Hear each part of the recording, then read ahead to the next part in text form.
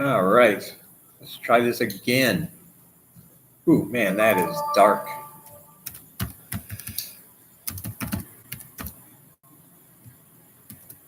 Hello again.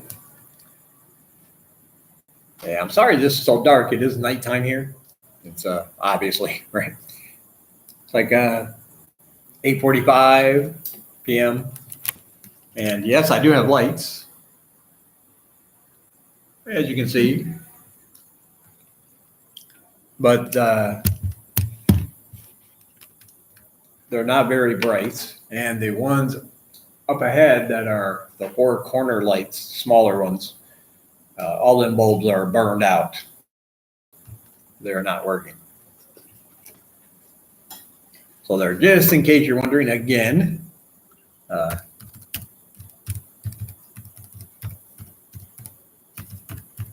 Sandy. yeah.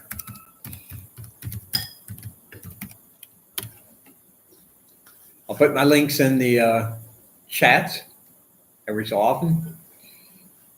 If you want to donate or if you want to pre-order my book, Live in Cambodia, a guide for living in the kingdom of wonder. That will be available in 2 weeks and you can pre-order it now for any donation of $10 or more at the link I just gave you. Or you could always go to my website, road to1000.siterubics.com. I'll put that one up here in just a minute. I'll actually give you the link right to the post about the announcement of the book so you can kind of see what chapters are in there.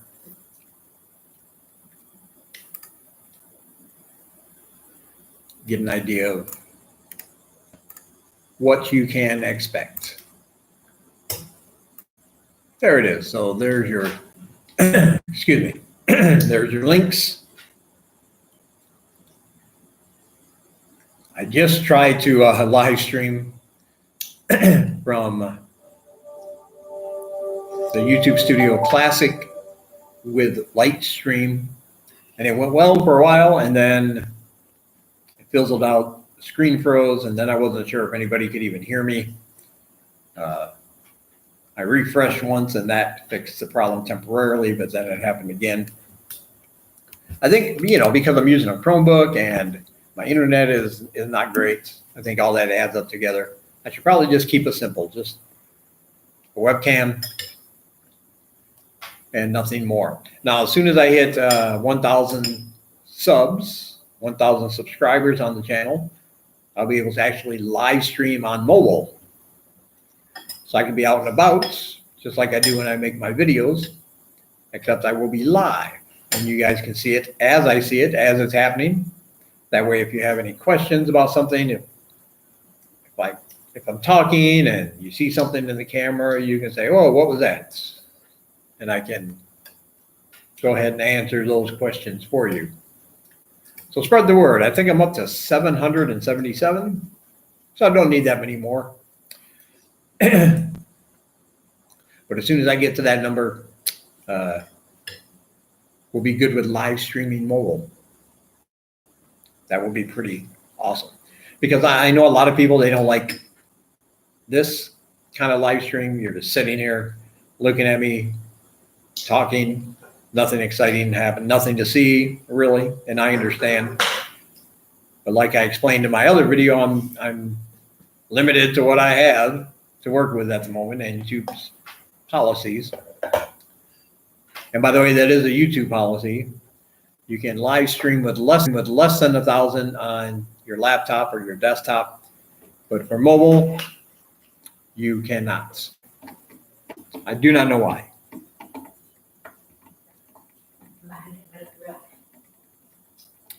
Shopping in England. Hello, David.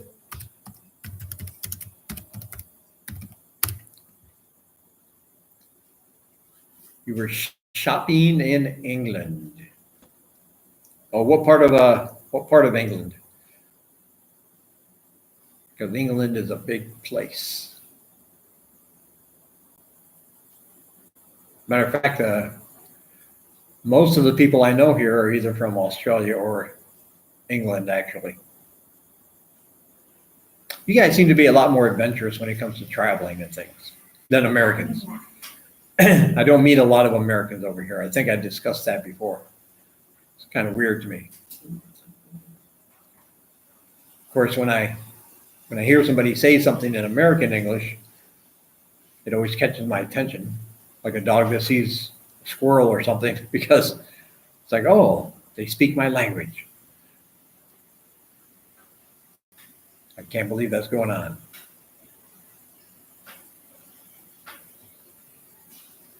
Yeah, so like I said, the book will be ready in 2 weeks. And if you pre-order it, all you got to do is donate $10 or more to either of those addresses above. It will be here. And some of the things that we'll be covering, I have an introduction, of course. I have a chapter on things to take care of before you leave, banking and money, arriving in Cambodia, your first steps, your new apartment, phone service, cost of living, which is always something people ask about, and then teaching in Cambodia before you begin, how to find a teaching job, dress up to show up, plan ahead, the importance of persistence, your packets that you're going to put together, and you interviews and contracts. I do individual sections on both of those. And then I have a whole section on retiring in Cambodia, getting around Cambodia, visas, visa extensions, and work permits as up to date as they are as of today. I put a disclaimer on that because they are always changing. But on the day I wrote it, those were the rules. So it should be pretty good. Coventry. I thought all English towns had names like Bath on Salts or Bath Salts or something like that. Of course, I've never been there, so I get all my information from the internet and watching shows, British shows. I thought I learned a lot by watching Shaun of the Dead and The World's End. I think that gave me my biggest education about towns in England. Two of my favorite movies. Oh, and of course, Hot Fuzz. It's a trilogy. You got to get them all together. Shaun of the Dead, Hot Fuzz, The World's End.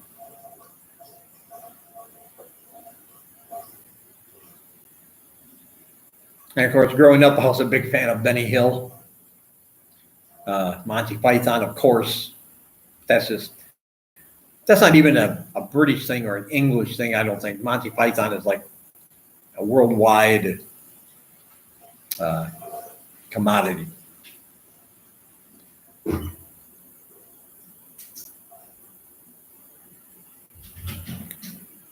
Yes, I have PayPal.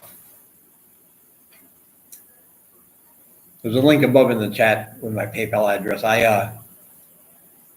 Here's the thing, and here is something that's in the book, but I'm going to tell you guys now. You can have PayPal in Cambodia. You can use PayPal. You can receive money in Cambodia.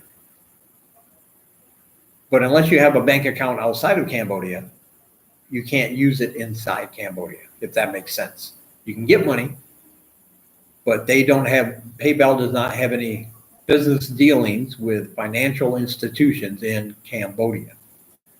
So you can go to Thailand, open an account up there if you want. You can keep your account back in England or the United States and have the money deposited into that and then use your ATM. But barring that, if you don't have an account back home once you get here and you don't want to go to Thailand and open a bank account, then you have to do like me and use a third party. So it is kind of a hassle. I get money in my PayPal, and when I go to withdraw that money, I give it to a friend of mine that I trust. She's a really good person. I trust her 100%. I send her the money in her PayPal. She's from England.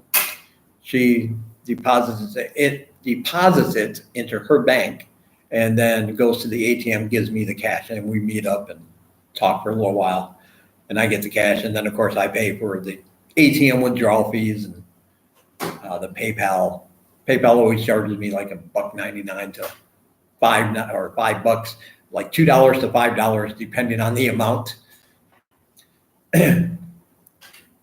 So there are some extra things I have to do to get the money, but still, I don't have a bank account back in the US anymore.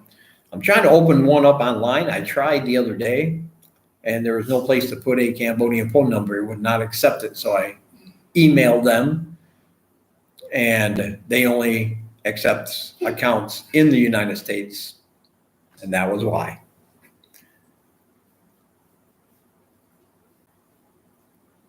Huh. All you can see is travel and events. That's odd. Let's try this here. Can you see anything I write in the chat?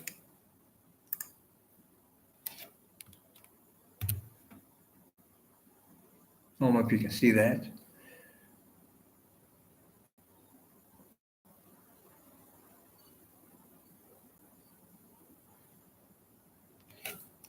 Oops. What is this? Oh, okay. Well, yeah, barring anything else, it'll be at the bottom of the video once it's rendered and they put the live stream up for people to re-watch it, I guess.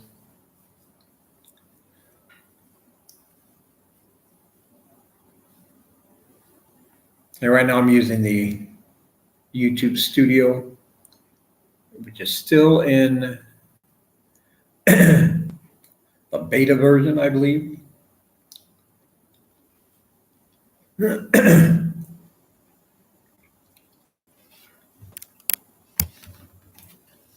anyway, yeah, I grew up on a lot of, I get a lot of my sense of humor, the things I find funny from British humor.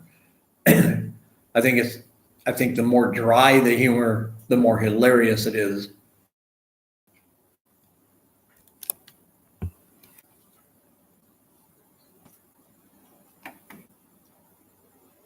But of course, I've always loved comedy, not for myself to be a stand-up or anything, but I've always loved stand-up comedy, I should say. There's just something about somebody willing to go up in front of a room full of people, no matter how many people are in that room, they're willing to go up in there and they're willing to totally bomb and not get a single laugh, and not even knowing from night to night if they're going to ever get a single laugh, and yet they keep doing it over and over. I find that fascinating.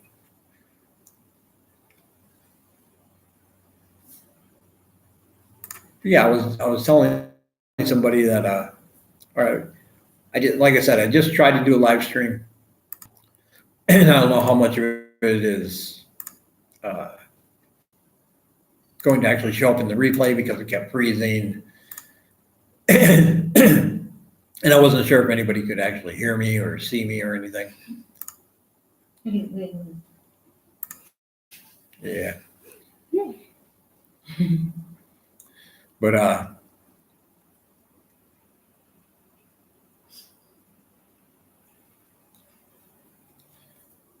oh, thank you, David. I appreciate that, man. I'll have your email address, and I'll be sending you a copy of the book in less than 2 weeks, I hope. I hope less than 2 weeks. It won't be any longer than 2 weeks. I want to clarify that. I don't want people to think I'm not really sure now. I tell people 2 weeks, but I'm aiming for less than that. As soon as it's all edited, I'll be good to go. I appreciate it, though, man. Thank you.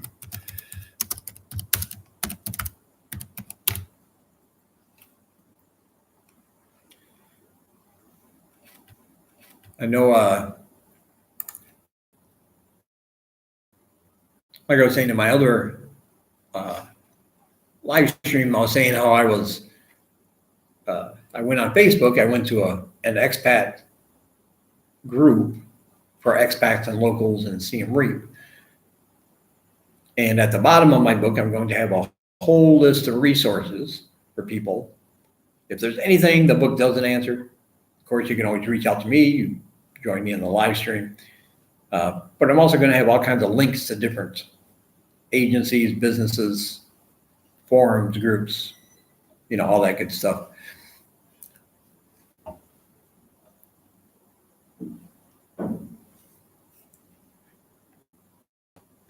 Yeah, I do need to do that. I'll have to set that up next time.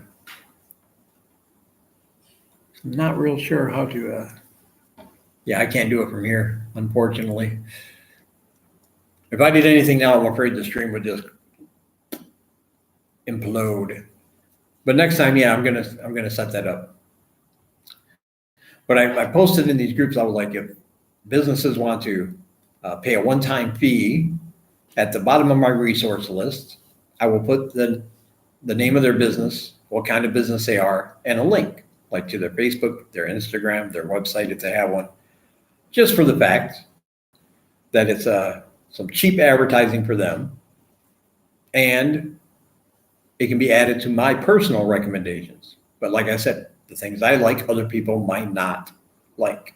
So I want to give people options.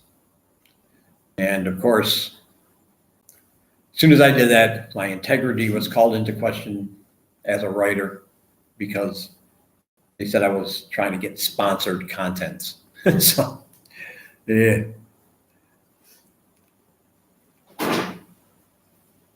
Oh, open up one for me too. Open a beer for me. I don't have any beer.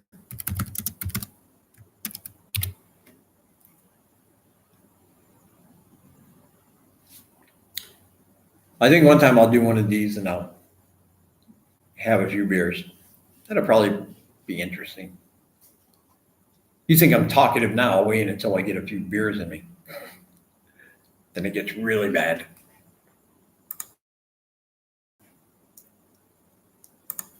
But yeah, I was saying earlier, like I said, I don't know how much of that live stream, the earlier part got out, but I think sometimes that hinders creativity in people. Because of the negativity on the internet sometimes and all the negative comments, I think sometimes people are afraid to put their stuff out there, things they're interested in, ideas they have, just because people want to pounce, it seems like.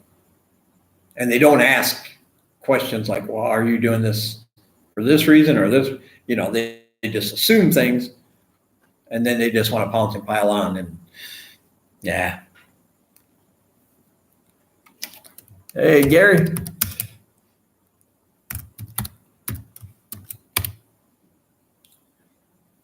My buddy Gary, he came over here a while ago.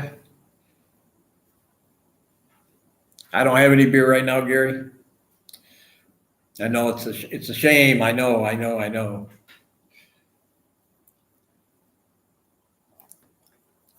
Maybe Friday. I do have some new students starting next week. I think Senglai was talking to them, but it was in Khmer, but I'm pretty sure she said tomorrow they're going to come in for their initial evaluation. I don't give them a test, but I ask questions. I write words on the board, ask if they know what it means. I write sentences, see if they can say it. Ask them to spell certain words. Sometimes multiple choice, which word goes in this spot, because I want to get a feel for their level, how much English they actually know. That helps me with my lesson plans, of course. But new students are always exciting.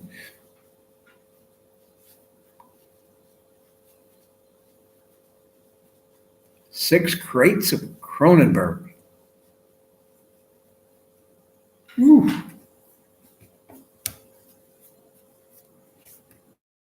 Amazon, yeah, Amazon over here, everything's so expensive, man. The shipping, shipping isn't insane to get stuff here. Amazon will ship not everything on their website, but they will ship a lot of things to Cambodia. But I remember I mentioned this in a video. I think I was looking at a Chromebook and it was on sale. It was a really good price. And I was thinking about it, but then I saw the shipping was actually almost double the price of the Chromebook when it was on sale, just for the shipping. So even at full price with that shipping, it would have been more than even if it wasn't on sale at all. Plus they added a bunch of money at the end. So it's very prohibitive ordering some of these things. But I do, I haven't used it yet, but I would probably use AliExpress. I've heard you can even get free shipping on a lot of items on that website. Used them before for different things. And they got it to the United States okay from China. Didn't charge me any shipping, just paid for my products, which I then resold.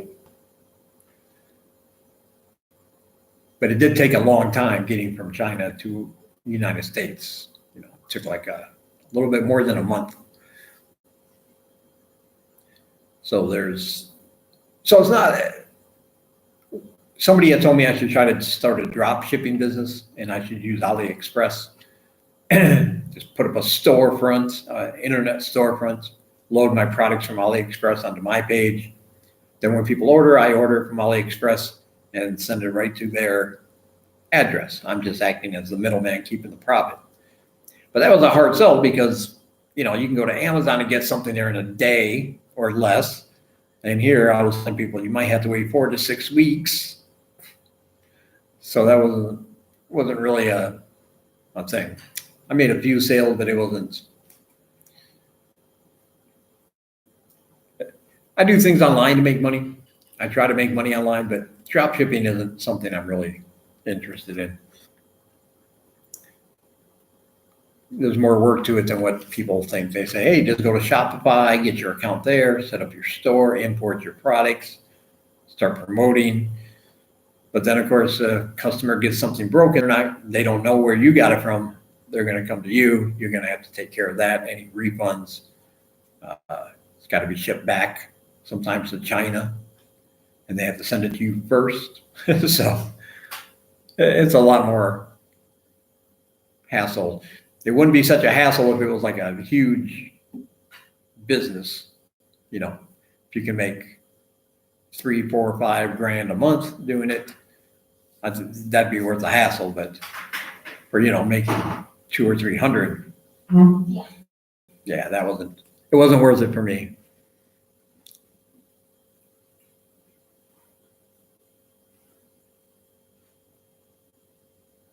They almost got that building finished, Gary.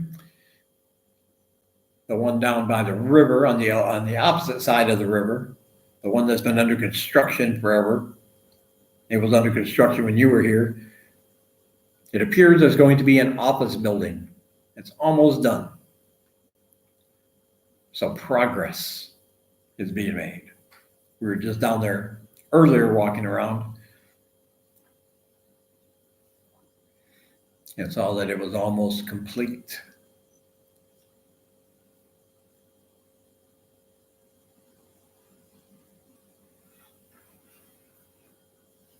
I'm also trying to get a hold of somebody mentioned about apartments around here. And yes, there's a lot of vacancies all around this area. I forget who asked me, but there's a lot of vacancies all around here. And getting an apartment here is probably one of the easiest things you can do because it doesn't require any hassle, doesn't require any special paperwork or anything. The landlord will need to make a copy of your passport and visa, of course, should immigration come around and check on foreigners. But all you got to do is walk in. Any apartment you see that's empty, that you're interested in, have a look. If you like it, You pay them the first month's rent and deposit. You'll sign probably a lease of some kind in most cases, and that's it. They're not going to do a background check. They're not going to do a credit check. If you got the cash, you can get a place super easy.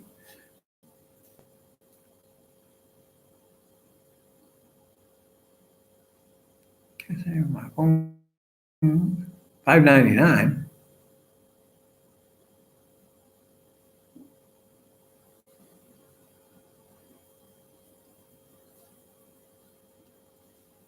Oh, so you ordered it from Amazon and it wound up going to China? Or did it come from China? I think you meant it came from China, right? Oh, being sent directly from China. Yes, I see. I misread that. Hey, I don't know how Amazon does it. Of course, I kind of know how they do it. They have money. They have the money, so they can get their stuff pronto.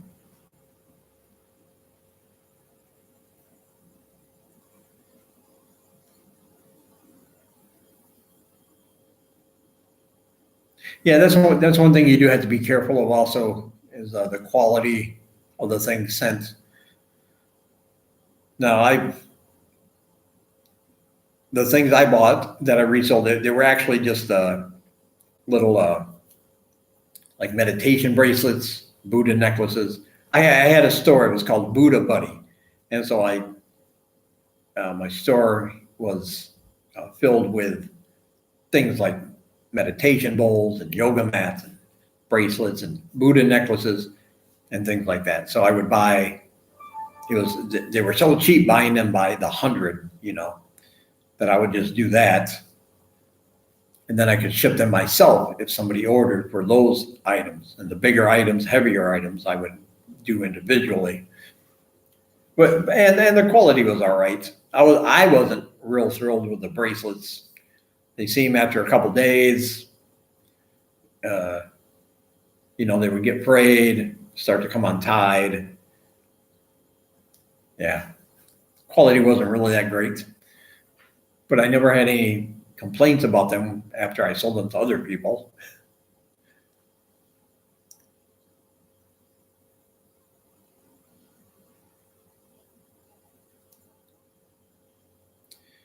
Yeah, Gary, I don't know neither. How do they make money?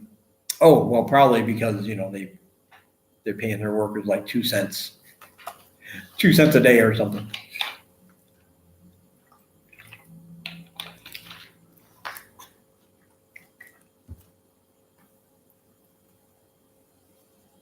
But yeah, some of those items do seem to be suspiciously inexpensive. I'll just put it that way. It's like, I think about that too. Like, how can you sell it for only that much?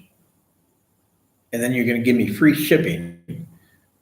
So I'm going to pay $8 for something that I know if I were to buy it like in the United States would be 24 or 25 bucks. But I think it's the same thing like when you're in Cambodia and you first come over, your mindset about money is a certain way. You look at something that for you is extremely cheap compared to where you came from without realizing that here, that same thing would be expensive. Like, let's just take a bowl of noodles, for example. $3.50 for a huge bowl of really delicious noodles. When I first came over here, I would look at that and go, that is cheap. I can't believe that. I would pay $8, $9, $10 for that bowl back home. So I thought it was a really good deal. But over the course of time, your thinking about money changes and you start realizing, and now I'm to the point where I'm like, what, $3.50 for a bowl of noodles? Are you crazy? I can get it right down the road for like, $1. I can get it for $1. And that's weird to say because, the value of the dollar changes as you find other things and you find out that you're paying too much for this here, even though it's really cheap from where you came from.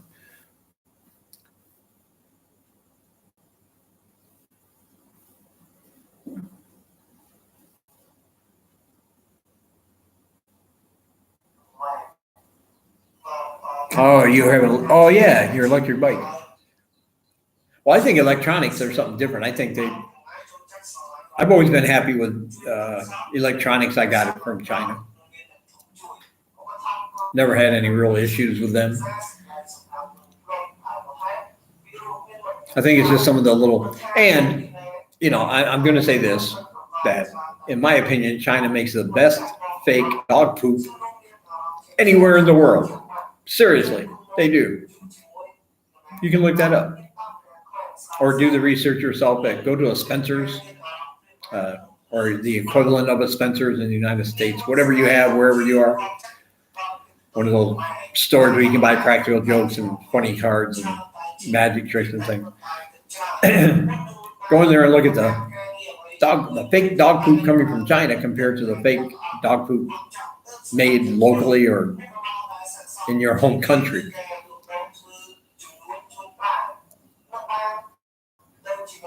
China knows how to make good fake dog poop. Very realistically.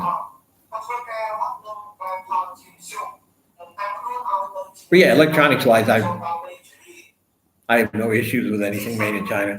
But I think it's just some of the little things, the little trinkets and things that are kind of shoddily made. And because they were only charging me like 25 cents each if I bought 100, and then I easily sold them for $5 each. To people. It's a meditation bracelet, right?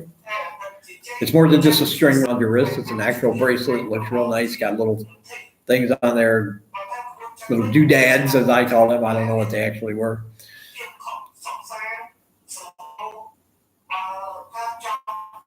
Oh, that's why it looks so realistic. It wasn't fake. It was just freeze dried. That makes sense now. And it would, and that would explain the taste. Don't ask me how I know that. But I mean, when you have something that realistic, you have to think. I wonder. And sometimes I'm human. Curiosity gets the better of me.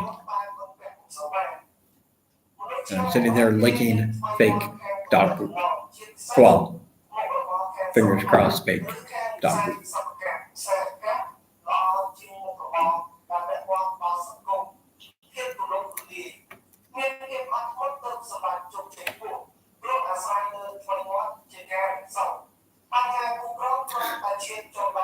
Oh, go ahead and eat your lunch. You can go ahead and have a couple of hot dogs. You never know what's in those neither.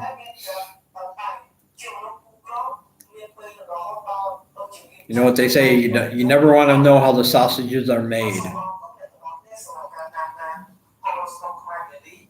It's like that for a lot of things.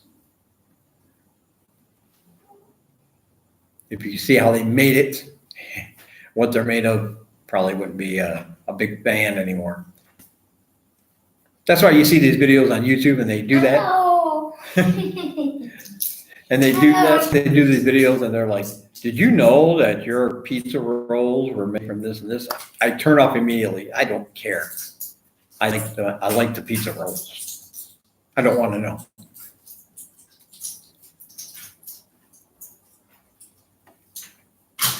Yeah, I'm going to get out of here in a little bit and get something to eat too. I just wanted to stop in and tell everyone that my book's will be ready in 2 weeks. And of course, Gary, you already got a copy coming, so this isn't for you. But you can pre-order it now. Any donation of $10 or more. And in 2 weeks, it'll come right to your inbox. You can download it. You can have it forever, including any update I make in the future. I believe I can do that. Yes, there is a KFC in Siem Reap. It's right near the downtown. Well, not right near the downtown, but on the way to downtown. One of the main thoroughfares. Kentucky Fried Chicken. And it's right before, it's opposite side of the street and right before you get to the intersection where there's a big modern Burger King as well. So far I've seen KFC, I've seen Burger King.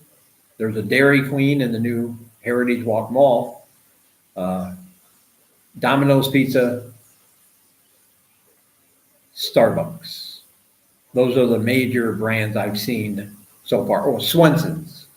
It's also a few Swenson's around town. Now that one doesn't, I always forget Swenson's because I never heard of that back in the United States. I don't know if they have any in the United States, and I'm just not in an area where there was any ever, because I'd never heard of it before when I came over here, and people started saying, you know, there's a Swenson's here. And I was like, oh, okay, good. But inside I was like, what the hell is a Swenson's? I don't even know what it is. Never heard of it before.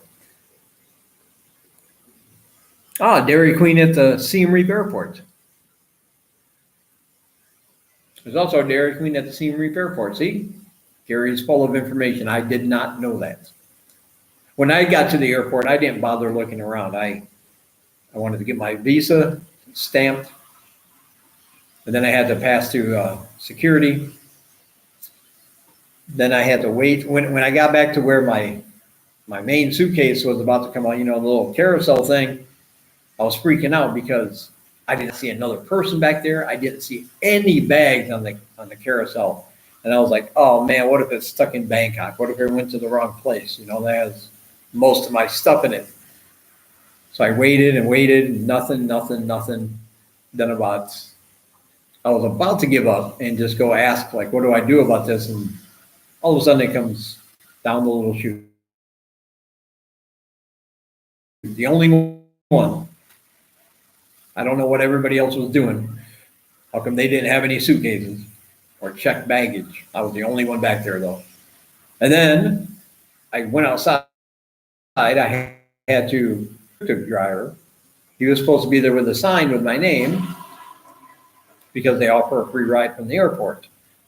And there are tons of people outside with signs, with names. I'm going by each one. They're looking at me. They don't know who I am. They're just looking, is this you? Is this you? No, my name's not Karen. Sorry. You know, is this you? Is this you? No.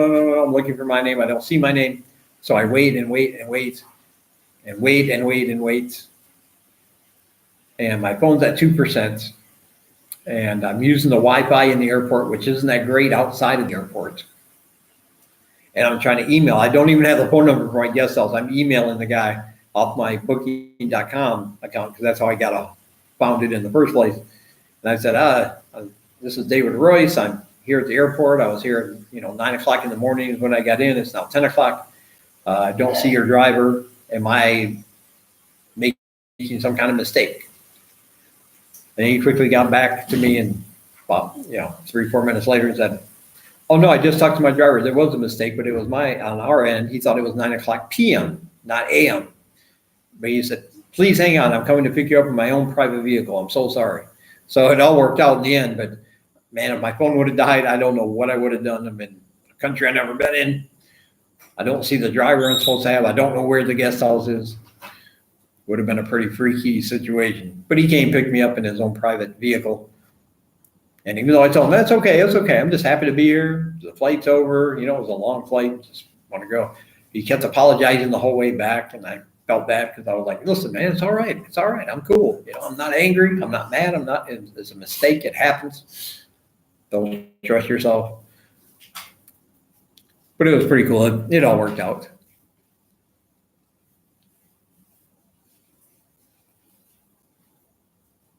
Oh, it's in the departure area.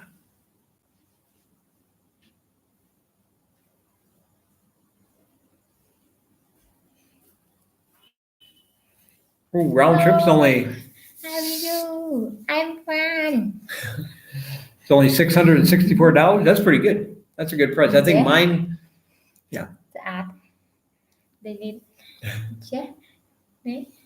Yeah, she wanted me. Yeah, she trimmed my beard for me today. It was down to here. Yeah. I had my mustache overhanging my lip, and when I was eating, of course, I would get some hair in my mouth. So she went nuts with the scissors today and went trimmed it all up. But yeah, man, that's a pretty good price because I think my one-way ticket costs about the same price. That was the cheapest I could find. I think it was like $650 or something. And I didn't want to spend anything, even a small upgrade in time, because I was looking at time too. This was going to 34 hours for the cheapest one with layover, like an 8-hour layover in Chicago. I was like, 4-hour layover in Qatar, and I was like, But then even a small upgrade, and the flight would have taken like 2 hours less. But that was an extra like $300 almost. And then the fastest one could have got me there in almost half the time. That was over $1,200 for a one-way ticket. Like, nope, I'll just go with the cheapest.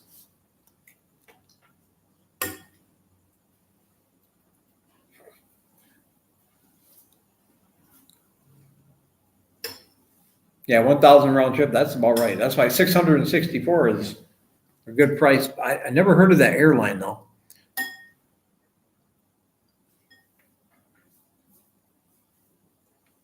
But hey, as long as it doesn't involve, I don't mind a layover, but I hate long layovers. Like, anything more than 2 hours to me is like, you're in an airport is brutal. It's horrible. But one other thing I hate is the other extreme, where they give you just a little time, like you get off one plane and then you have to immediately go and run through the airport to try to find your next plane, because they only give you like an hour. And once you get off your one plane, even if it's just a little late, and then you got to go through security, and then you got to go through all that mess, and then go find your gate, which may be on the other side of the airport. You're running around, you might miss your flight. So there seems to be those two extremes. They either give you like an 8-hour layover, got plenty of time, or they give you like a half hour or 45 minutes and you better get off one plane and get going, or else you're getting left behind. It might be a seat on the wing. It might be. There's a man on the wing. What movie was that from? Twilight Zone, the movie. The movie The Twilight Zone.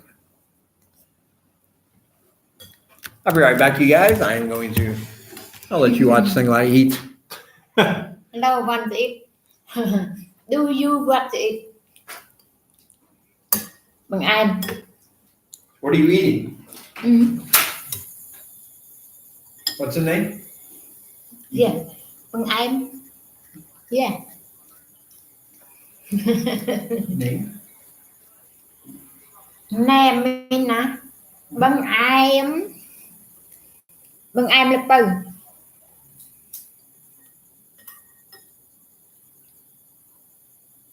Shmuel Bangai? Yeah. My name. Shmuel Bangai. Yeah. Shmuel Bằng Anh. Nhà này.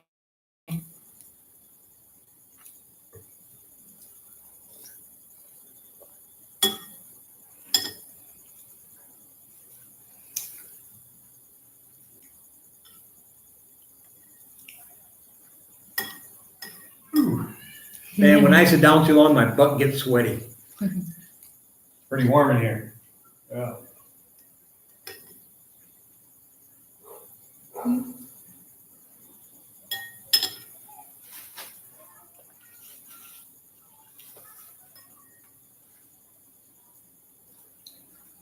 Yeah, that's something you guys are going to have to get used to also when you come here. That is the furniture here. It's all very hard, and it's made of wood. Everything's made of wood, and everything is very, very hard. Unless you want to pay to buy something with actual cushion like you're used to, that's one aspect you're going to have to get used to. Right? Đi đi bên chị. No. Not yet. Đấy. Chị ơi. They want to. Yeah.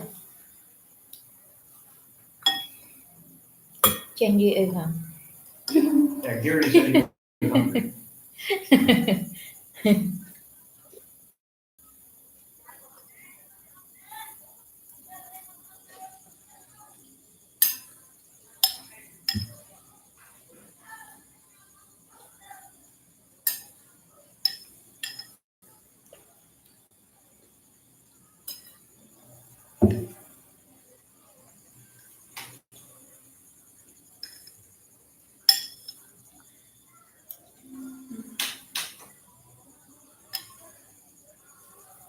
I don't know if you guys can see that up there, but yeah. Our fan broke. The overhead fan broke. And then we had another stand-up fan that we were using, and that one broke. One day this one was on, and all of a sudden it just made a racket. I didn't know what happened. And then the front came shooting off. One of the blades had broken off. And it spun around the room and shattered because it's made of plastic. And it still isn't fixed yet.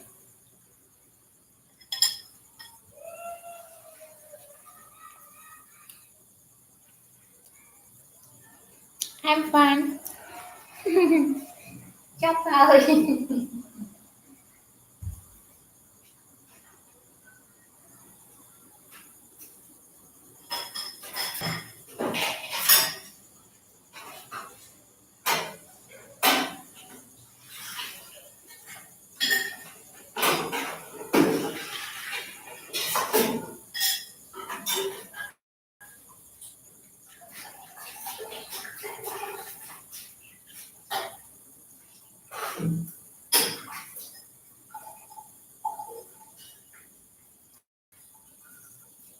Yeah, but as you can see, that's my little apartment. I got my Motorhead poster. Got the wardrobe over there. Of course, kitchen area over there, over that way. And all that good stuff. And I got my Chromebook plugged in because it was about to run out of battery. Otherwise, I take you guys outside and show you the common area. Common area outside is pretty cool. Maybe you want to change the scenery instead of just staring at the whiteboard behind me. Hey, Rick, and bed's very hard. Actually, I don't have that problem.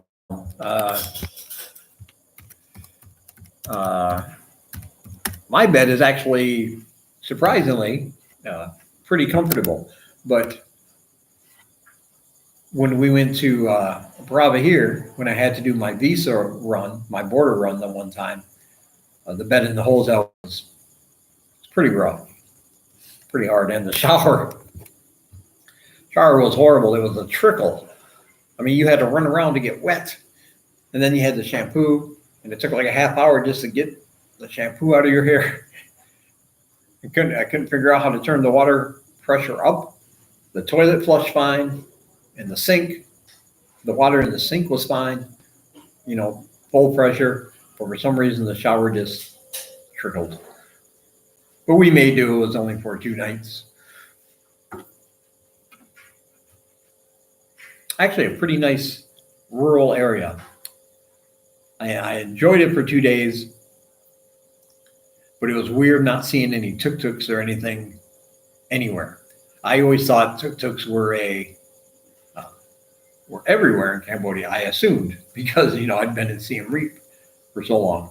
And every video I've seen about Cambodia, I've always seen tuk-tuks. And then when I went there, I couldn't quite put my finger on it at first. What was different about this? And then it dawned on me. I hadn't seen a single tuk-tuk. I saw one pass app when I was there. But all the other transportation is private cars or motorbikes. Or with your own 2 feet. Super glue repairs, fan blades. You're probably right. This one's shattered though. It was like little tiny pieces and a couple big pieces. Still got all the parts in there somewhere. It's not, oops, let me shut that door.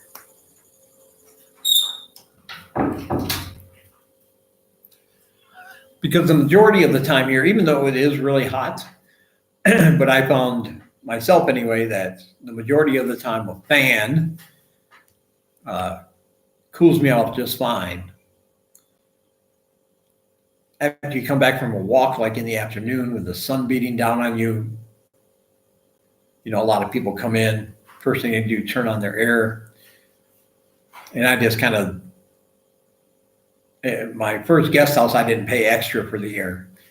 So I would just come in and just lay under the fan. Eventually you cool down, you take a shower, let yourself drip dry a little bit. That cools you off, then sit in front of the fan or lay down underneath the fan. And that seemed to work well for me. I don't think, I did not use my air. I arrived in January 2018. I didn't use any air con in my guest house or my apartment until this previous April. So it did save me a lot of money. But then, of course, single life, she gets hot. She doesn't like to walk, as I mentioned before. I like to walk everywhere. But she's always like, I'm hot, I'm hot. So when we come back, she's always shutting the doors and pointing at the air con and going, on, on, on.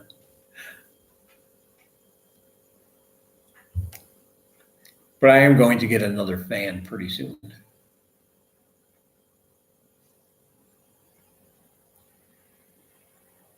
Hopefully pretty soon.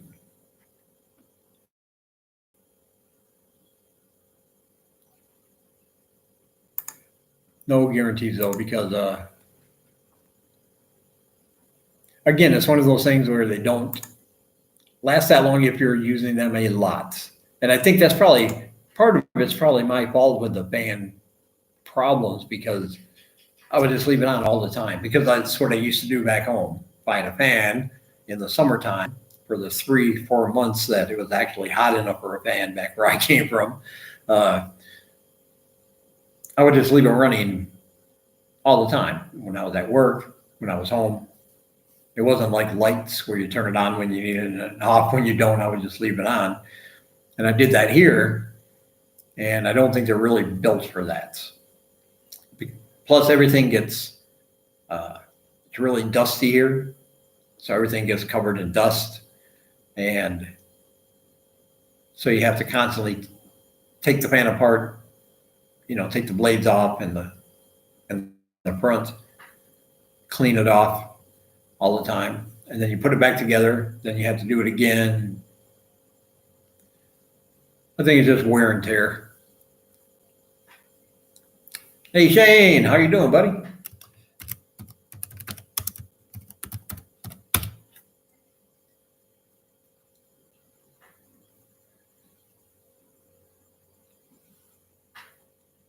Oh, thanks, man. Yes, I'm doing well. And I'm always super happy, even when I'm not, I guess. Because I think it's a choice. Either let circumstances get to you, or you just try to find a positive in there somewhere and make it happen. Like, I think you get further doing it that way.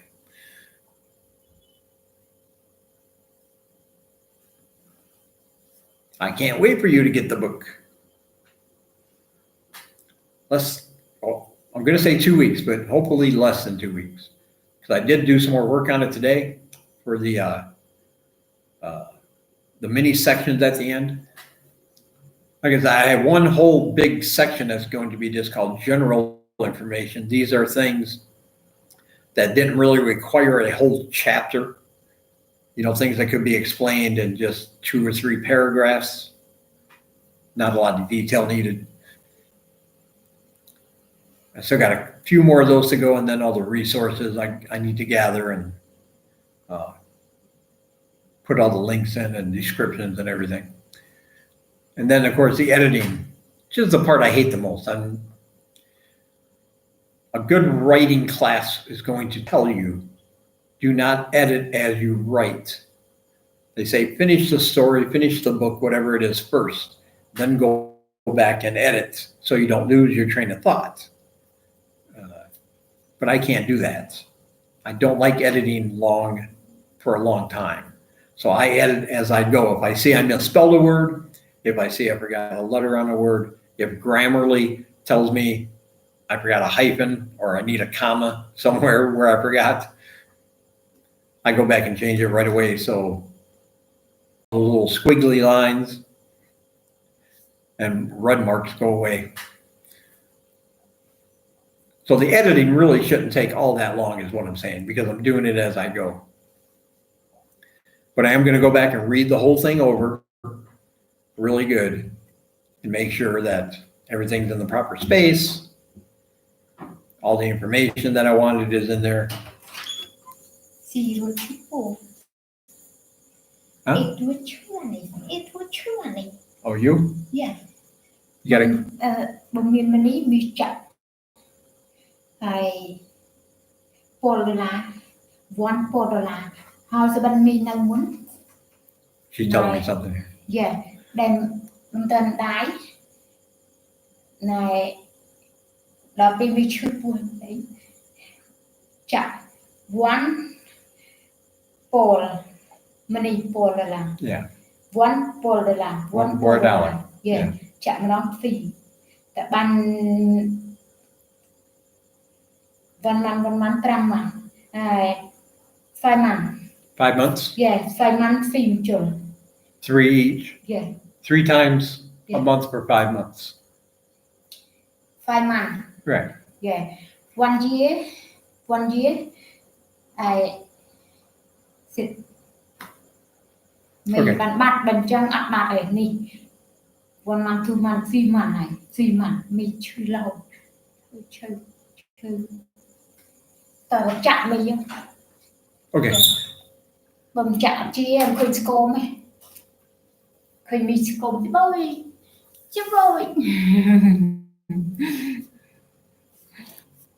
Yeah, that's what she said. I you I don't know what did I do today? Well, like you đấy I love you yeah. no only Little Anglais. She's learning more and more. What did I do today? Well, I got out of bed. I worked on my book. I did some online stuff. Got back to some emails that I have horribly neglected that I shouldn't have. So I got back with everybody there. And then I got ready for my classes. And then I did my classes. And then we came back. I took a shower. We headed out, went for a walk. And then I came here and do the live stream. That's about it. Typical day.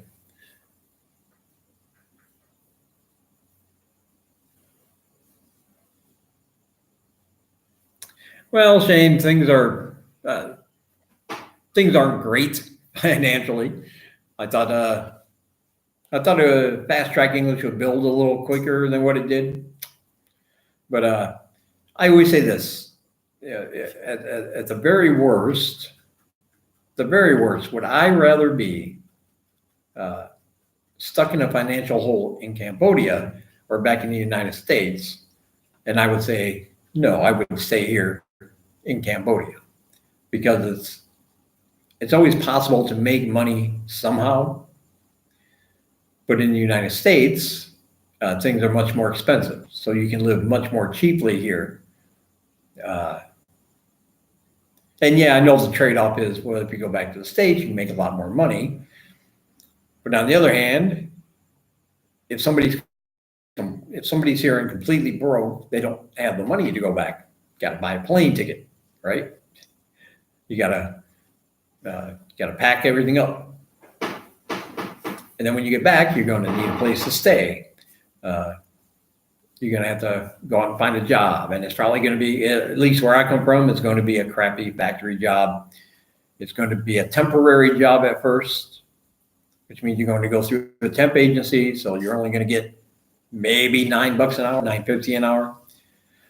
So you're going to be totally reliant on the person you're staying with, because if you're broke, you can't afford your own place. And then eventually, it might build up, you might get hired into the place, and then you're going to have to work there and get your raises for another 3, 4, 5 years. And to me, that just seems exhausting. It's exhausting. I could teach English online, yes.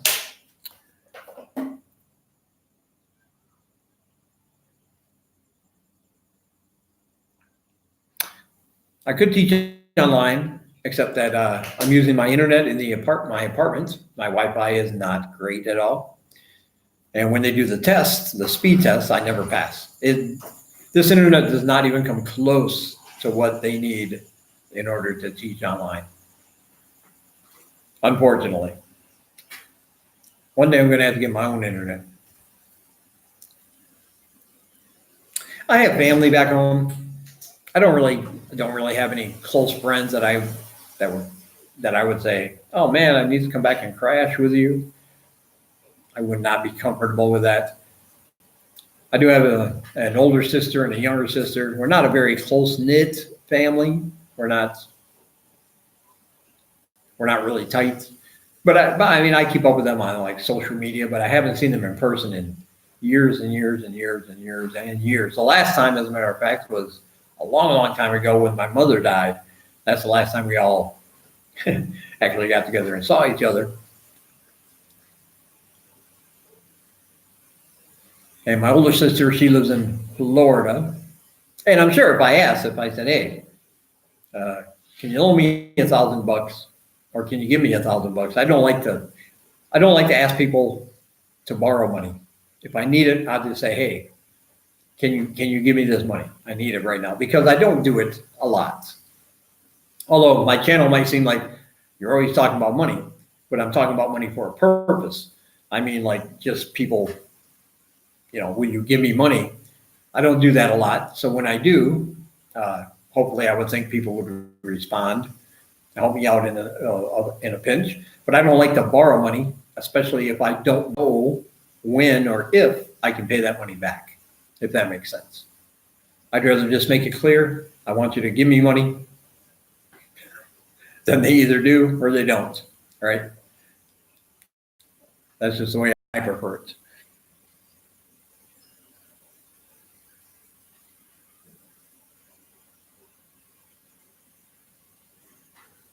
See, that's the way to go, right? I'm serious.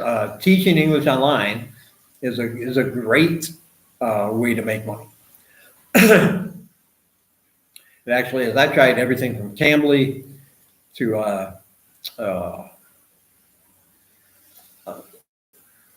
want to say Smart Kids. Is that the one, or is that a school here? Smart Kids is either a school name of a school here or the name of an online company. I forget. But I've tried several of them, and my internet speed is not fast enough. I do not qualify. I get to that part of the application. Everything else is fine. I give them a copy of my passport. I give them a copy of my ID. I give them a copy of my TOEFL certificate. I give them a copy of my CV. And then they say, and then I upload the picture and I put my bio. I mean, I spent a lot of time doing this on several different sites, the whole process. And then, of course, it says, okay, we're now going to test your connection. And then, no, unfortunately, can't do it.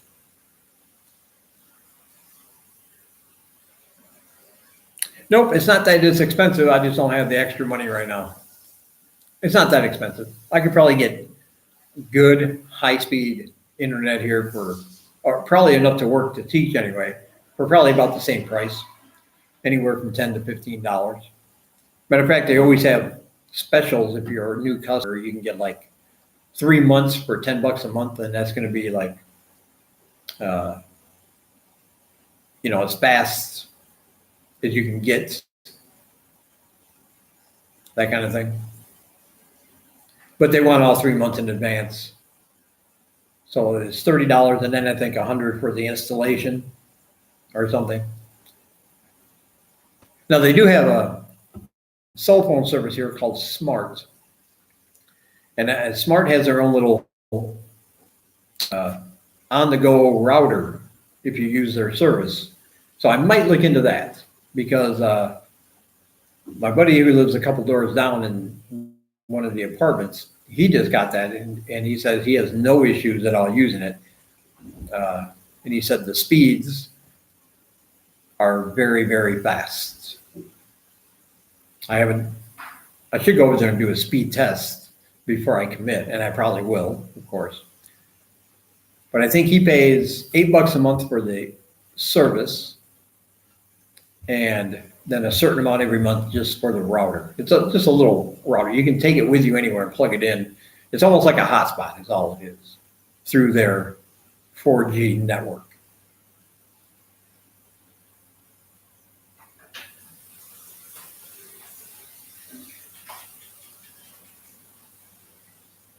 Well, this apartment is basically a room. It's basically a room, and it's only 170. Now, yeah, we could move into and we probably will. We're probably going to be moving soon because there are so many places open right now, and so many apartments, and they're willing to really negotiate with you, trying to get you in there. There's one right down the road that's probably the same size as this one. It's not as new or modern, but it's the same size for 130. So, that saves an extra $40 a month. There are other ones around here for like 100 and things like that. But of course, I like this apartment. I like my landlord. He's been really cool when I haven't been able, when I've been behind on my rent, and he knows I work online, and he doesn't really understand exactly what I do. He doesn't understand they have no idea what PayPal is, or they're confused why I can't take that money in my PayPal and just go to a bank and give them cash with it here. I try to explain. Doesn't do any good. But still, he's been really cool. And I don't think other landlords might have been as cool. Hey, Chris.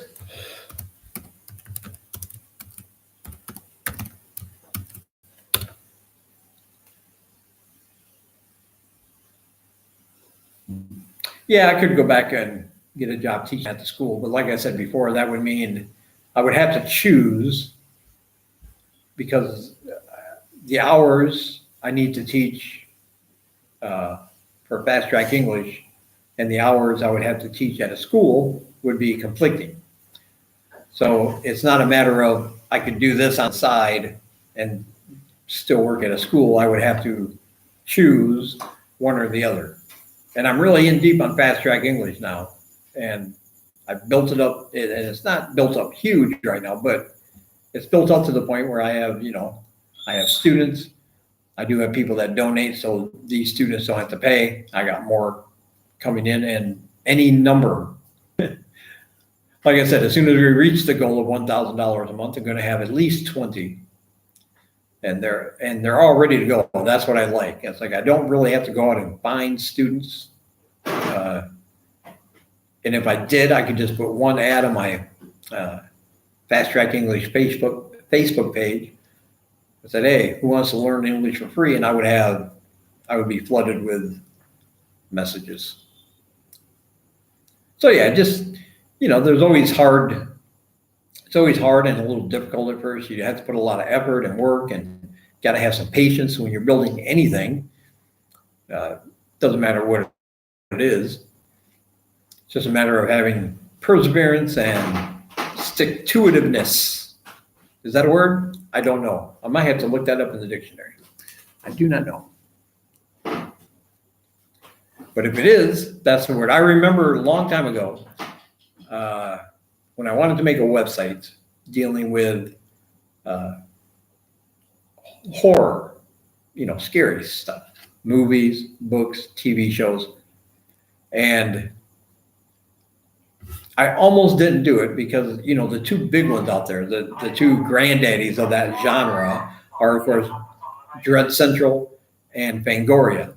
I mean, they kind of have the market as far as like subscribers to their blogs and, all the advertising wrapped up, and they get all the exclusives. They know people in the industry. Because they're based in New York and California, they have, lots and lots of reporters and people working for them. They get salaries to write about that. And I'm just one guy with a website, right? So I almost didn't do it, but then I thought, well, why not? And it took a lot of work, and I had to build myself up. But eventually my gig on Fiverr took off. And eventually I started getting a lot of comments. I started getting a lot of views. My Google AdWords ads started to make me money from that website every month. And it took a long time. So I don't regret it. I eventually gave it up because I had other things to take care of. But I had a lot of fun doing it because I've always liked scary movies and things. I put a gig on Fiverr just saying, hey, I'll write a 300 to 400 word article about your independent horror project, because that was my niche. Instead of just doing what everybody else was covering, I thought a little outside the box and said, I'm going to stick to just indie productions. So I told people, if you have a Kickstarter, if you're an independent author, do you have, are you working on some kind of short film, or do you have a YouTube channel dedicated to horror and you want to get the word out? I'll write this article for you. It's SEO friendly. I actually have some of my articles ranking on the first page of Google for certain keywords. And I said, yeah, I'll do that for $10. And that took off. You wouldn't believe the amount of people that showed up to that gig. I mean, sometimes I would come home after working a whole day at work and come and check my email, and I would have like 4 or 5 Fiverr orders. Like they would just order and say, hey, here's my website, or, here's my Kickstarter page. There's some information. So I would have to sit down quick, and I would have to do like 300-400 words 4 or 5 times for different things after work. So I got to be a bit busy because I was doing it by myself, but it caught attention. It was something you didn't see a lot, because some of the bigger ones that I was worried about in the first place, they don't really cover the smaller indie promotions and things. So this gave them a chance to get their foot in the door on a on a website that was new but gaining traction. So they got exposure, and I had a lot of repeat customers whenever they would change or add something or come up with a new book. And it helped me because I always had fresh content. So every day, 2, 3, 4 articles a day I could put up there, and Google likes that thing, especially if it's original content. So it helped me rank faster. People would come to the page. My Google AdWords were paying off, and customers were happy. So it all worked out. What am I doing tomorrow? Same thing I did today. I guess, once you get settled in here, it's not, unless it's a special occasion, you're kind of just, get up, get a coffee. I'll check all my emails. I'll check my affiliate pages that I belong to see if I made any money there. I'll check my PayPal, see if I made any money there.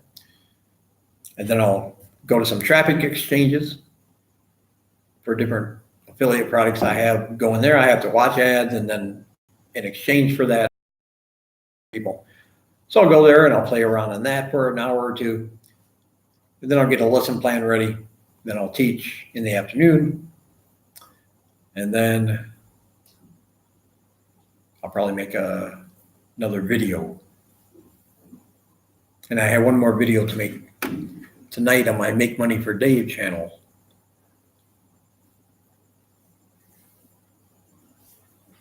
And that's it. That's my plan. It's not much of a plan, but it's a plan.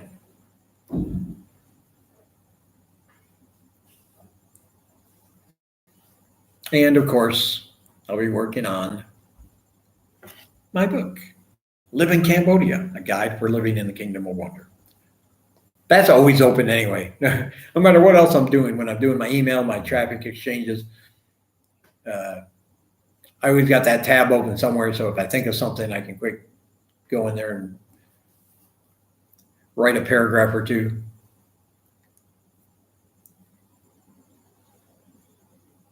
That's always a good thing.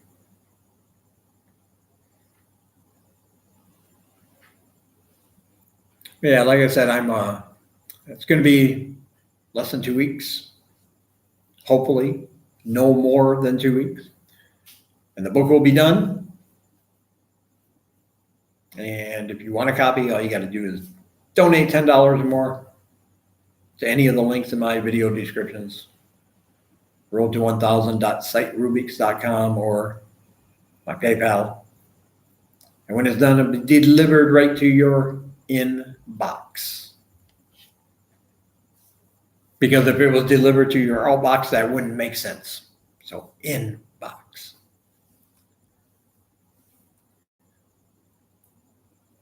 What do I miss about the USA? Well, fast internet, widely available for one. See, I got spoiled because I had a roommate for about 10 years before I left for Cambodia.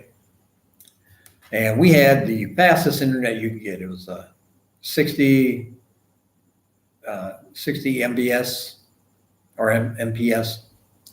And I mean, it was blazing fast.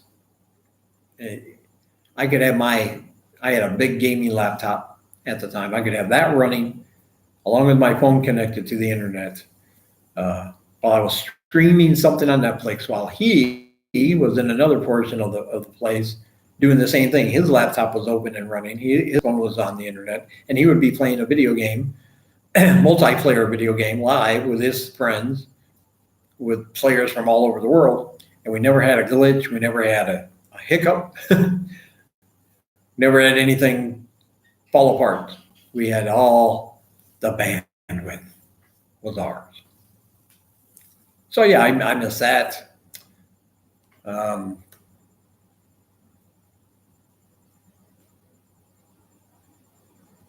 Probably, I don't know. That's really about it. I don't really miss much. A lot of things we have back there you can get here in a town like Siem Reap or Phnom Penh. So yeah, that's probably about it. The really fast internet, and maybe the easy access to a variety of products. That's what I would say. Like here you get soap and shampoo, but you're limited to like 2 or 3 brands mainly, and they're all very expensive. Like $4 for a thing of shower gel, and back home I could get that for like $1.50 because they have a whole row department store. Take your pick. So yeah, there are some things that are limited here as far as availability, but I don't really miss anything, if that makes sense. I never thought once, oh, I should go back because I miss this so much. I do miss gaming, but not as much as I thought I would. I mean, it's just occasionally and maybe that's why I got all these things going on at the same time. I like to keep busy, and gaming was a way for me to stave off boredom a lot. While I am doing it, and I enjoyed playing the games, I had a lot of fun playing the games. A lot of it was simply, Friday night, which was my night off for my job, because I worked third shift, so we started Sunday night would be our Monday. So Friday night was my night off, sitting there with like 8 to 12 beers, playing video games for 12, 13 hours was the norm. It was not the exception. But that was only because what else am I going to do? I didn't go out. I didn't associate much with people. Not that they didn't ask, not that I was rude or mean or anything, but yeah, I just want to go home and be by myself. I hated my life at the time. So I would just sit there and play video games. So a lot of it was because of boredom, even though I had fun with it. But then I come over here and find all kinds of things to do. And now, if I do get bored, I got, tons and tons of things to take care of, to do. So I don't really miss it as much as I thought I would. And I really thought at one point, like, this is going to be hard. It's going to be like going through withdrawals, like quitting smoking.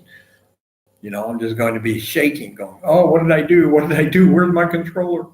That's what I thought. But it never happened, never crossed my mind. Like if somebody walked in here right now and said, I want to give you my Xbox One, and I'm going to give you this TV, and I'm going to give you the high-speed internet so you can play it, I would say thank you, but I would not nearly play it as much as I did back home. I just got too much other things to do, and it would be more for what it was meant to be in the first place, which is just to fill in, maybe 20 minutes to a half hour at a time, maybe an hour, and not center your whole weekend around. I do not eat out every day. We mostly eat at home because, like I said, $10, $12 give it to Single Eye. She goes to the market. That is going to feed us for almost the whole week. 3 squares a day for her, 2 for me. I've always, for a long time, only eaten 2 times a day. Like I would grab something to eat before I went to work. Then I wouldn't eat at all at work. I was just never hungry.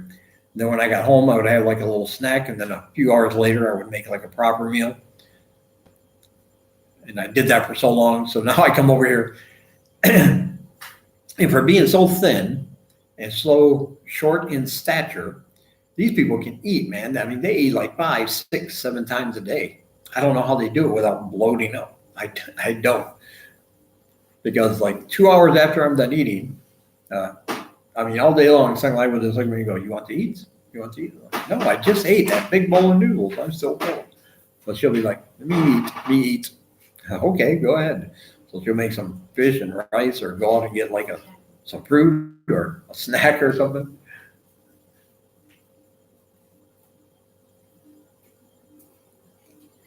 Would I have saved more money? No. What I came over here was fine. I think $9,000 was fine to start with. Like I said, it lasted almost a year, and that's pretty good.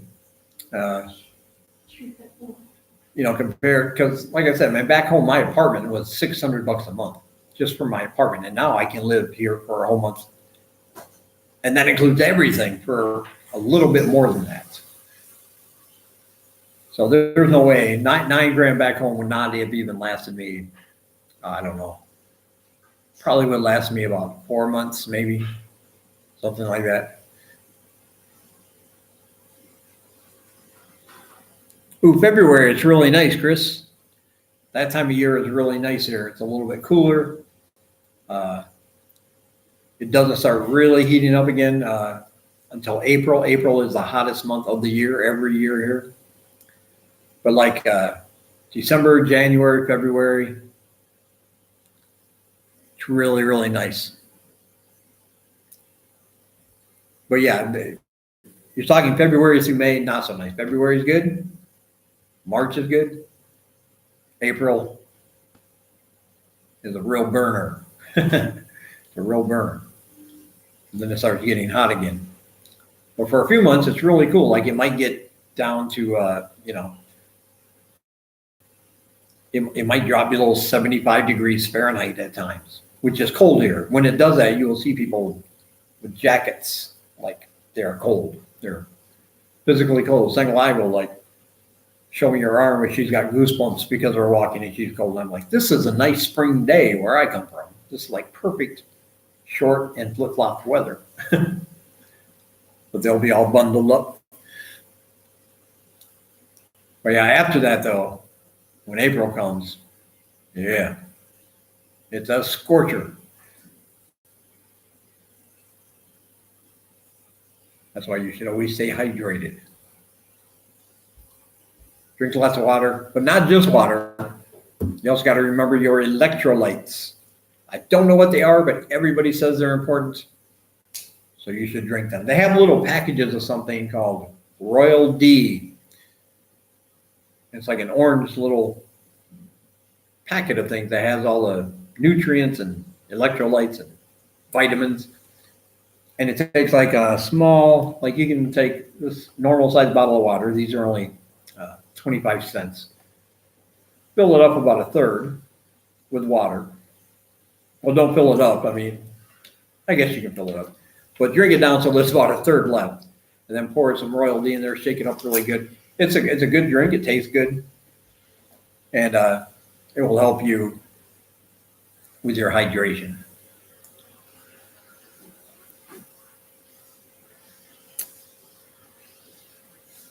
Oh yeah, man. You'll like it around that time. Don't get spoiled though. You're going to come here in February. You're going to get spoiled by that weather and think, this isn't so bad. I can handle this. Then April's going to hit you. And you're going to think you are dying. I know, because I got here in January. I was like, yeah, everybody said it's so hot. I don't think this is too hot. I found out.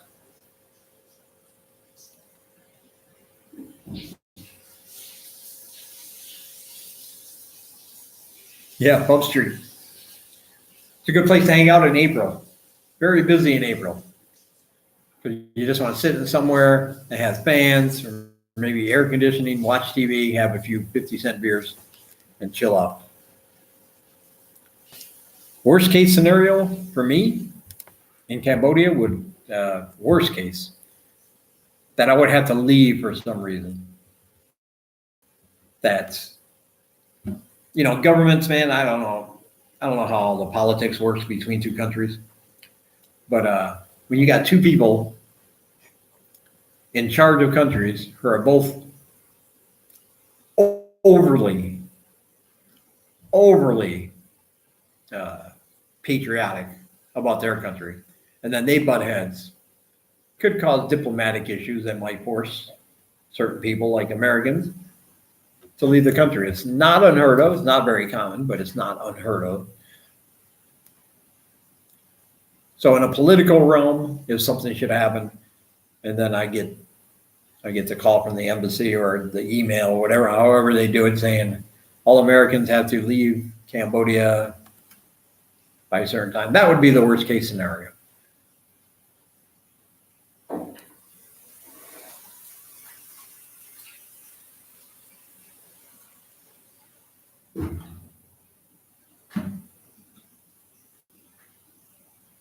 Because like I said, there's a lot of money in the world. There's a lot of money for everybody in the world. The problem is we have to find a way to get it, right? And that's what I spend a lot of time on, finding a way to get some money, whether it's for my teaching, or whether it's from affiliate marketing, finding a way to get people to my offer. People that want to buy that product, I want them to buy it through me, obviously, because then I get the commission.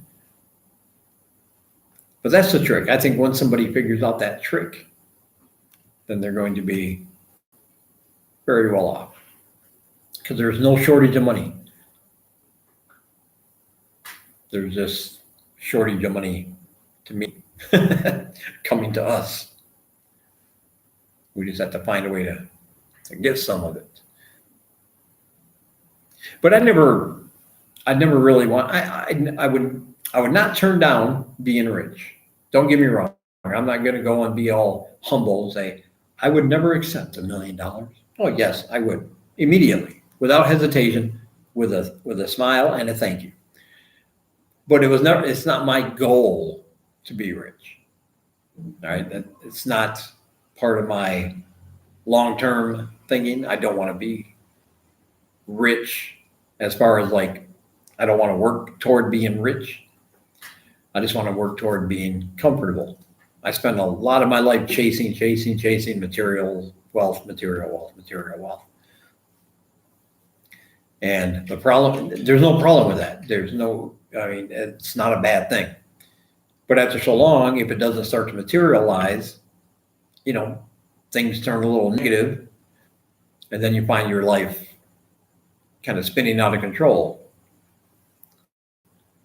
And so my goal was never to get wealthy, just to be able to live, just have enough money to pay for everything I need, and maybe a little extra for some fun stuff. That's it. I'm a very simple person. And no, not just simple-minded. I know what you're thinking. I know what you're saying.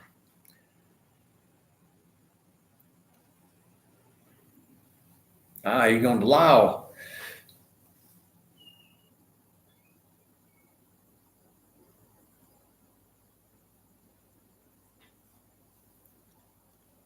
Oh, I do want to go visit all the surrounding countries at some point. Thailand, Laos, Vietnam, maybe even Myanmar. I don't know much about Myanmar. It seems to be the forgotten country in this surrounding area. Not a lot of people go there or talk about it. So of course I'd like to go. Hey. Hey. Come on, sit down. You want me Play to nice pull with it? them. I'm gonna go on. Okay. My butt's sweaty, guys. I'll be right back. Whew. These chairs, man, I'm telling you, they just make the sweat come off you. Well, you understand.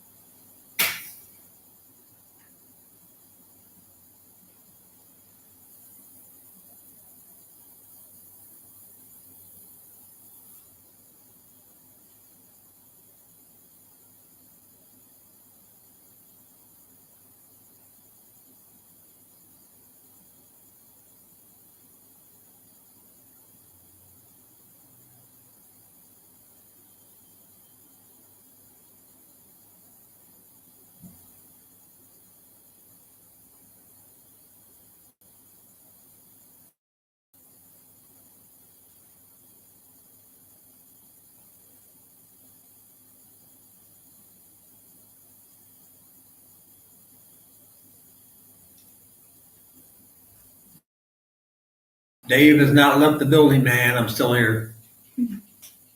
Occasionally, I need a smoke break. Get all the sweat off my legs and gluteus maximus. And I don't like to smoke inside. You understand.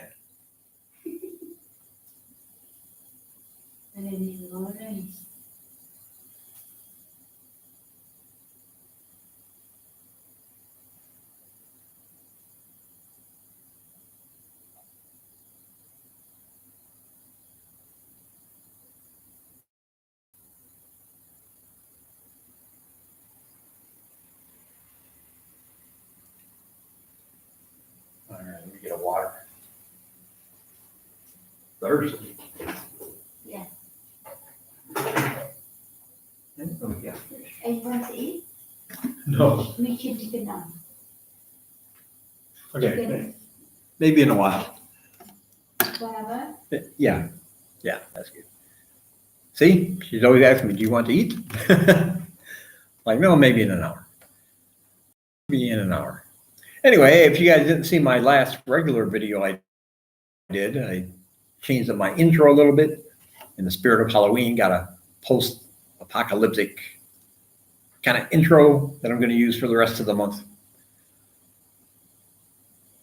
To celebrate the spirit of Halloween.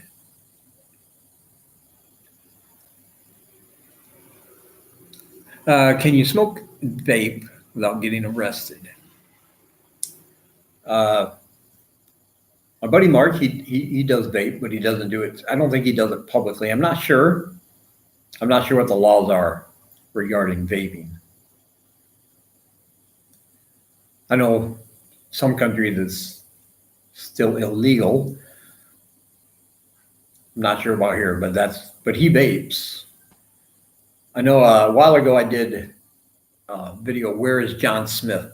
A friend of mine, and that's his real name. A lot of the comments were, that sounds like a made up name. I don't think it's a real name. His name is John Smith. And he went missing. He came to Cambodia. He'd been looking forward to it for a long time. He came to Siem Reap. We talked on the phone a few times. We were going to hook up and go out and stuff. And then I don't hear from him. His phone's not connected. I can't get a hold of him. I've never seen this guy before. I don't know what he looks like. All I have is his phone number. I don't know where he's staying here, nothing like that. Because when he first was here, he was in a guest house, and I didn't know where he moved. And one day I get a letter from his family saying they haven't heard from him. We don't know where he is or what happened to him. So he's incommunicado. Nobody knows what happened. So I go looking. They contacted the embassy. The embassy said this was the place where he was supposed to be staying. So I went there. It was quite a distance away from my apartment, but I went there, of course, because I don't want anything bad to happen to him. And I looked where his last known location was. The guy never heard of him. They sent me a picture so I could show that around. I showed it around to shop owners and everybody else and everything. Nobody knew where he was. He did turn up safe back in the United States. They finally heard from him.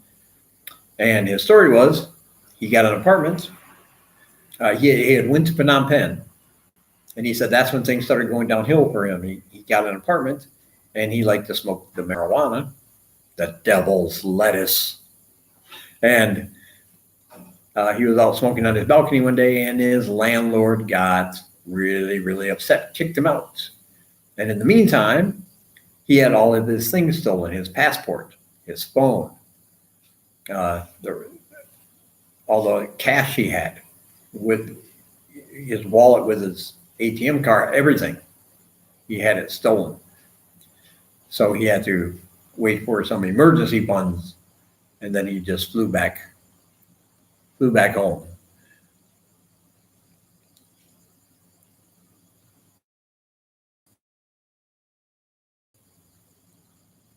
That's what they call it, man, devil's lettuce. That's what all the religious people call it. But that was his story. So vaping, I don't know. I don't think it would be like that, but marijuana is illegal here. I did a video on that. It is illegal, but you can go into these happy pizza places, which are legal. You can go in there, and if you want a happy pizza, that means they will put marijuana on it. So you can still get high and eat pizza at the same time. But buying it from tuk-tuk drivers, and they will ask, you go down by Post Street and you're going to have tuk-tuk drivers. They're going to ask you if you want to buy everything. They'll start out with something. Do you want to ride? Say no. They say, do you want to smoke? You want to smoke marijuana, weed?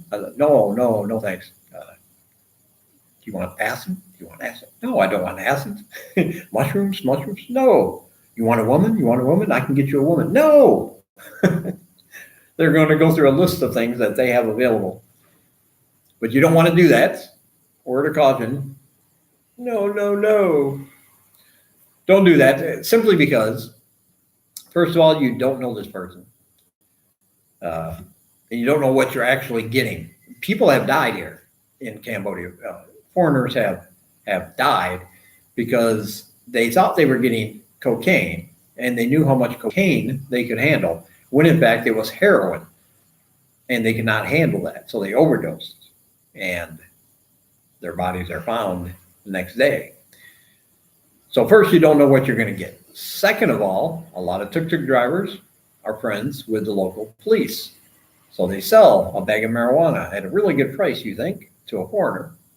Then as soon as you walk away, they're on their phone calling their police friend. He's going to come find it on you. He's going to threaten you with all kinds of horrible things that are going to happen to you unless you pay a fine. And then part of that fine is going to go back to the tuk-tuk driver. the policeman will take your weed and hand it back to the tuk-tuk driver to sell to another foreigner. That is the way it works. Yes, Happy Pizza is legal. Yes, weed pizza. Yes, it is legal. Anytime you're here, no matter where you're at, if you see something on the menu that says the word happy next to it, that is going to be marijuana in it. And you can get happy drinks. You can get some marijuana laced cocktails, and they can put marijuana right on your pizza. And yes, it's legal, and you'll be all set. And from what I heard, it's pretty good weed also, from what I've heard. And yeah, and it happens all the time, man, that little scam they pull. Because people come over here sometimes, expats probably know better, because nobody's coming over here to get jammed up like that, but if you're going to live long term. But, tourists come over here and, they know Cambodia is relaxed and it's got an easygoing vibe, and they want to let loose from their corporate life for a while. And so, oh, hey, man, this guy's offering me a bag of weed for this much money? Yeah, I'm going to take it. So as much as you would think, common sense would tell you, why am I buying weed from a guy I don't know who doesn't speak English except for the word weed, Well, first of all, why am I doing that? Second of all, what am I getting? And they just don't think it through the consequences. But it's all a way to actually get a bribe from you in lieu of going to jail or being threatened with prison time.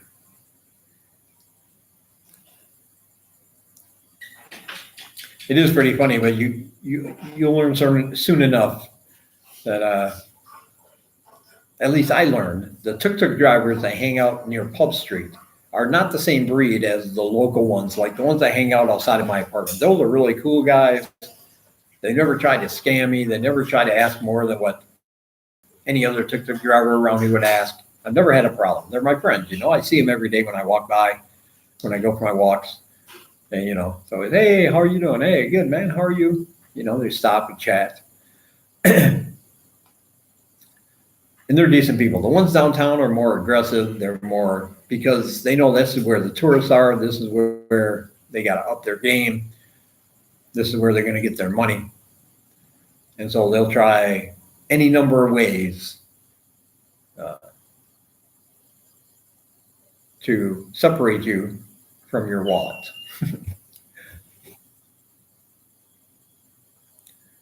But yeah, if you do like marijuana, you don't have to worry about smoking it here. I mean, you don't have to worry about being high here. You go into a Happy Pizza place, nobody's going to give you a hassle.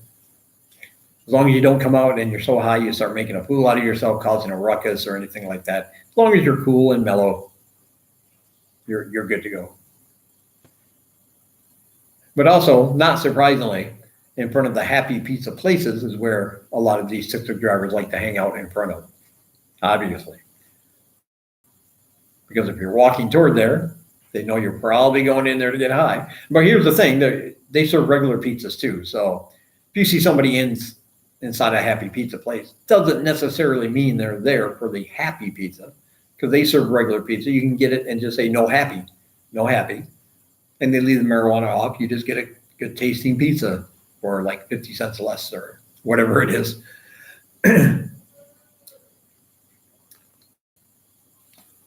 But the availability, I talk about this in my book too. The widespread availability of all your vices,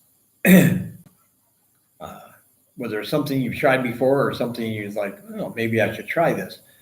It's widely available here.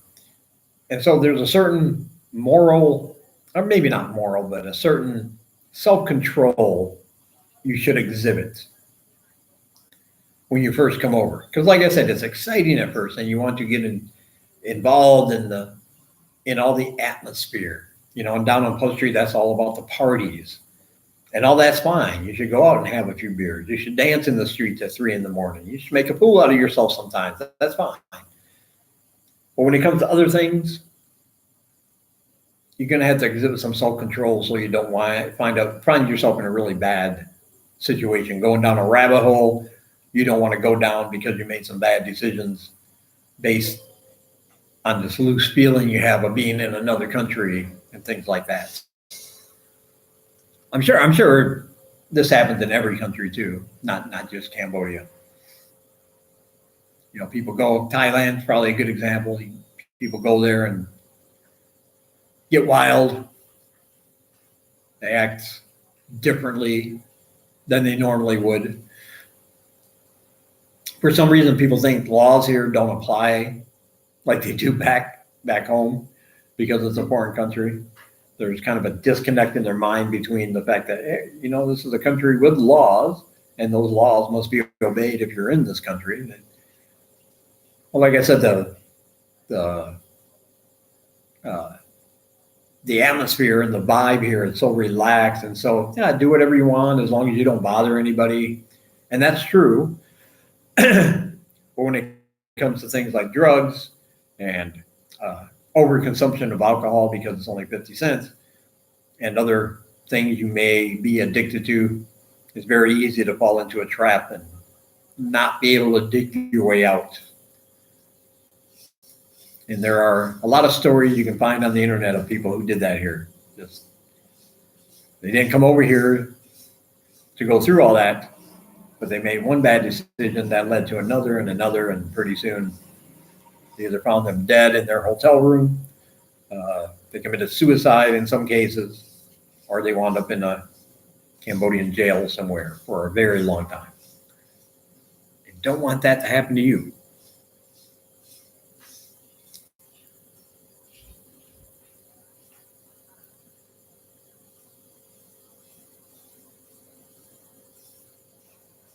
Ever leave with the visa? Do I have to ever leave? You mean like leave the country?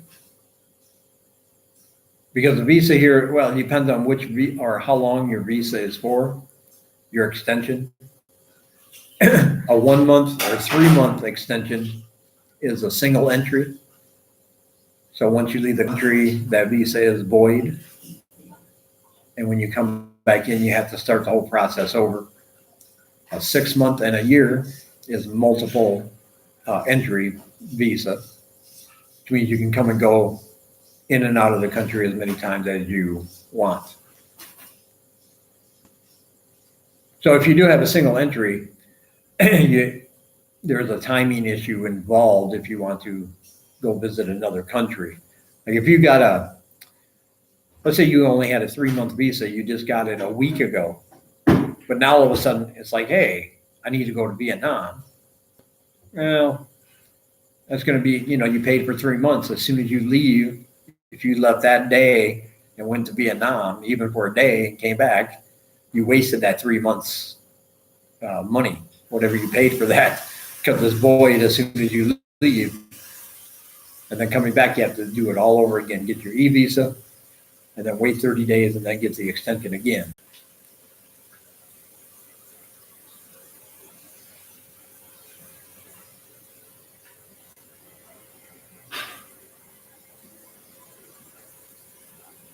So you will have to take that into consideration. Hi, Carl. Carl, I have an e-visa with a EB extension.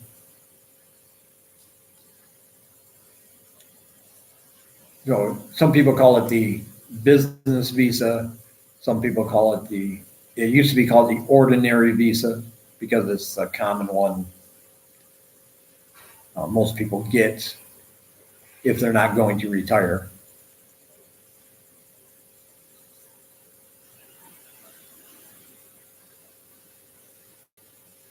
But yeah, you do want to, if you get the single entry, 1 or 3 months, you do want to make sure you're going to be in the country for that length of time. Or just go with the 6 month or the year visa. That way you can just come and go as you please.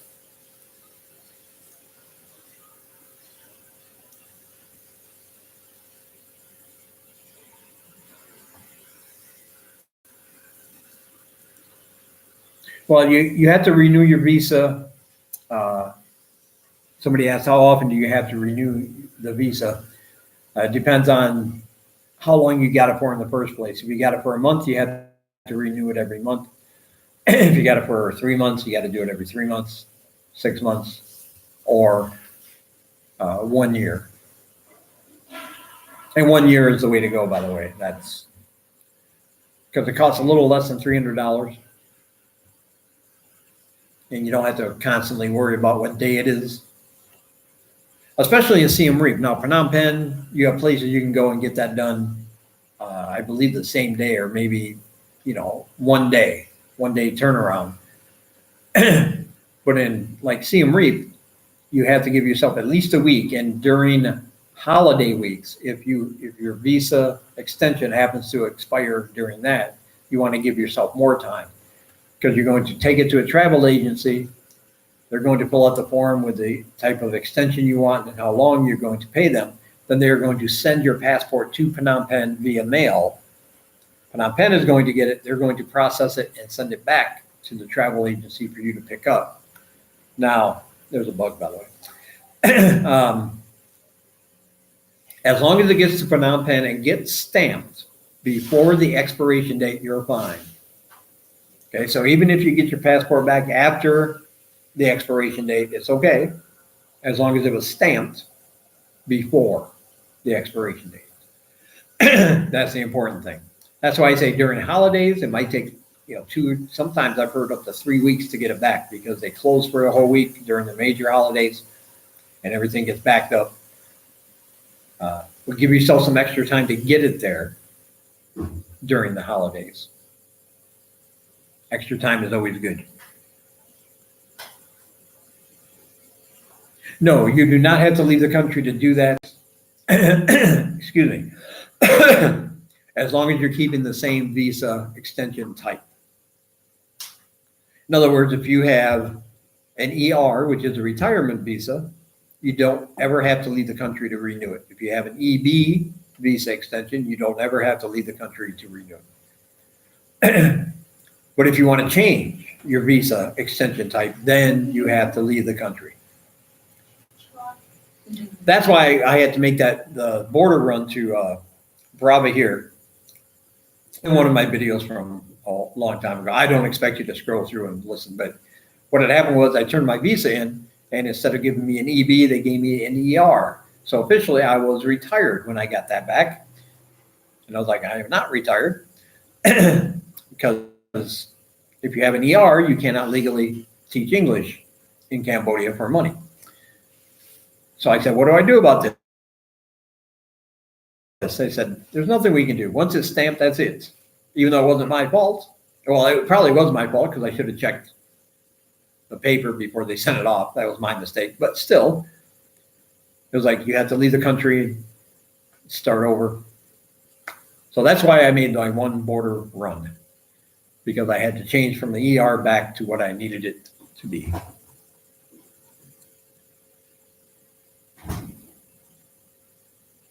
Hey, Ronald.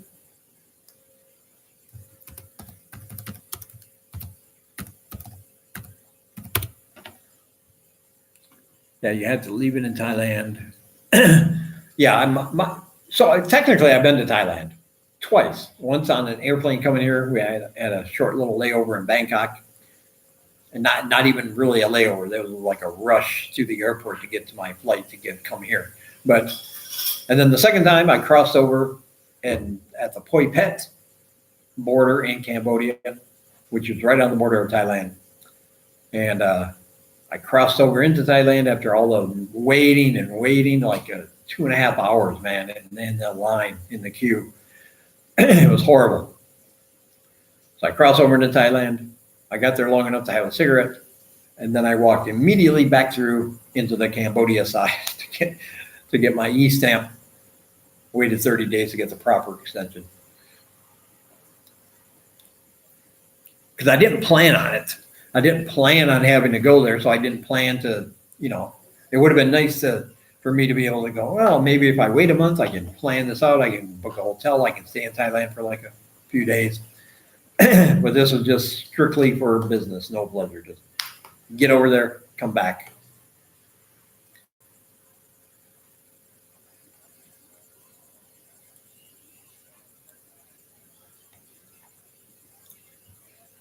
All right, guys, this has been almost 2 hours. I am going to go.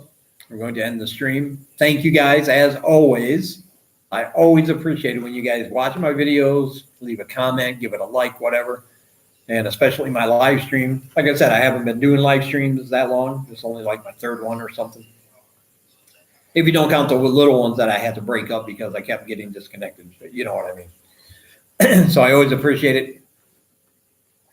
And I'll be doing another one in a few days. And I'll have a new video up, a regular video, tomorrow or the next day. So, all right, go ahead and check out my other videos, of course, in the links below. My other videos, not this one. In the links below my other videos, or in the description below my other videos, there are links to all my web pages, all my social media, if you want to hook up there.